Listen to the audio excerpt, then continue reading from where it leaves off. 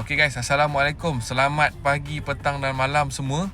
Saya Syami daripada cawangan Autoria Ipoh Seremban Berhad. So pagi ni saya nak tunjuk kat korang macam mana nak tukar display meter. Saya dekat dalam Veloz sekarang. So korang boleh tengok dekat sini Saya pusing belakang sekejap Okey, ini adalah display meter dekat Veloz.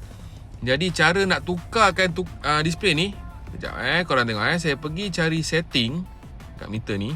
Kemudian korang pergi dekat design, korang tekan enter. Okey, kalau korang perasan dekat sini, nampak tak dia ada beberapa, dia ada 4 lah. Jadi kalau contoh korang minat yang ni lah, misal kata korang je press enter, so meter automatic akan tukar. Alright, so andai kata info yang saya bagi ni bermanfaat, korang tolong sharekan benda ni dekat kawan-kawan korang. Lepas tu korang komen kat bawah, suggest dekat saya apa lagi next sharing yang korang nak saya buat. Jangan lupa follow, like dan share guys Veloz ada ready stock. Tu nak bagi tahu. Okey, jumpa lagi, bye bye.